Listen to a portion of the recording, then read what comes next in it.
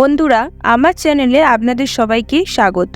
আজ আমরা এমন একটি স্থানের গল্পের জাদুতে হারিয়ে যাব যেখানে শান্তি তার সবচেয়ে বড় শক্তি। এটি একটি শান্ত স্থানের একটি পরিবারের গল্প, যারা এমন একটি পৃথিবীতে বাস করার যাত্রায় রয়েছে যেখানে প্রতিটি শব্দ বিপদের কারণ হতে পারে।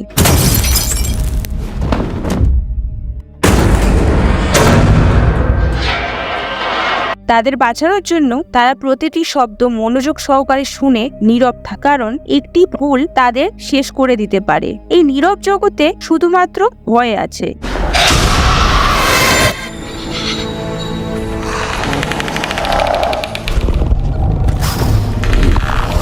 কিছু ভয়ঙ্কর এলিয়েনের গ্রহটি দখল করেছে এবং বেশিরভাগ মানব জনসংখ্যা ধ্বংস হয়ে গেছে। অ্যাবট পরিবার, মা ইভলিন, বাবা লি, বড় মেয়ে রোগান এবং পুত্র মার্কাস ও বো নিউ ইয়র্কের একটি বনের মাঝখানে তাদের ছিন্ন খামারে বাস করে এবং সতর্কতা অবলম্বন করে বেঁচে থাকে, যেমন সিডার পাতায় না হাঁটা, পালানোর জন্য বালির পথ তৈরি করা এবং কথা বলার সময় আমেরিকান সাইন ল্যাঙ্গুয়েজ ব্যবহার করা। যখন পরিবারটি খাবার সংগ্রহ করতে কাছাকাছি শহরে যায়, বো একটি খেলনা স্পেসশিপ খুঁজে পায়, কিন্তু লি এটি চালু করার সময় যে শব্দ করে তা নিয়ে ভয় পায়। রোগান তাকে তখন এখানেই রেখে দেয় এবং তারা যখন চলে যাওয়ার প্রস্তুতি নিচ্ছিল, রোগান গোপনে তাকে খেলনাটি ফেরত দেয়, কিন্তু ব্যাটারি ছাড়া। যখন তারা চলে যায়, বো কাউকে না জানিয়ে খেলনাটি ফেরত নিয়ে যায়। বাড়ি ফেরার সময় বো স্পেসশিপটি চালু করে যা শব্দ করতে শুরু করে। তার সঙ্গে সঙ্গে বো কাছাকাছি একটি এলিয়েন দ্বারা নিহত হয় লি পৌঁছানোর আগেই।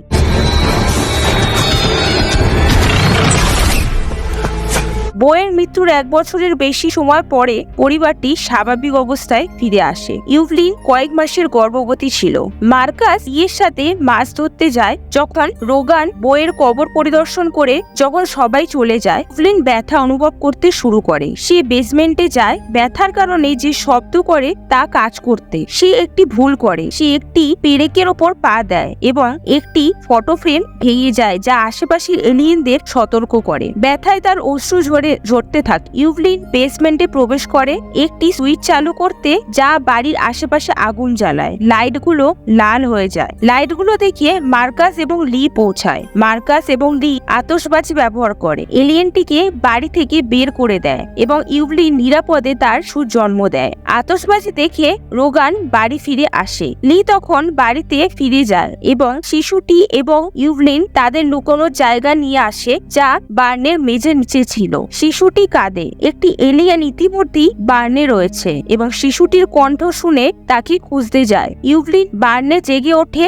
এলিয়েনটি এখনো ভিতরে রয়েছে এবং তার কণ্ঠ লুকানোর জন্য পরন্ত জলের পিছনে করতে বাধ্য হয়। মার্কাস এবং লোগান একটি কনকপ যে পায়, সিলোর ওপর উঠে কিছু মাঠে আগুন জ্বালায়, কিন্তু মার্কস সিলোতে পড়ে যায় এবং ভুট্টায় আটকে যায়। লুকানোর জায়গা থাকায় এলিয়েনটি সিলোর দিকে ছুটে যায় এবং রোগান এবং মার্কাসকে আক্রমণ করে। লি রোগান এবং মার্কাসকে খুঁজে পায়। লি তাদের ট্রাকের দিকে নির্দেশ করে এবং তারপর এলিয়েনদের দ্বারা আহত হয়। মার্কাস চিৎকার করে এলিয়েনটিকে গাড়িতে আক্রমণ করতে বাধ্য করে, কিন্তু লি চিৎকার করে এলিয়েনটির দিকে আকর্ষণ করে এবং নিজেকে মেরে ফেলে। মার্কাস এবং রোগানকে নিরাপদে নিয়ে যায়। বাড়ি ফিরে এসে ইভলিন সাথে দেখা হলে তারা কাছাকাছি একটি এলিয়েনের চিৎকার শুনতে পায়। তারা বাড়িতে ফিরে যায়, যেখানে এলিয়েনটি প্রবেশ করে এবং তাদের আক্রমণ করে। রোগান তার ককলিয়ার ইমপ্ল্যান্টের উচ্চ শব্দে হতবাক হয়। এলিয়েনটির দুর্বলতা বুঝতে পেরে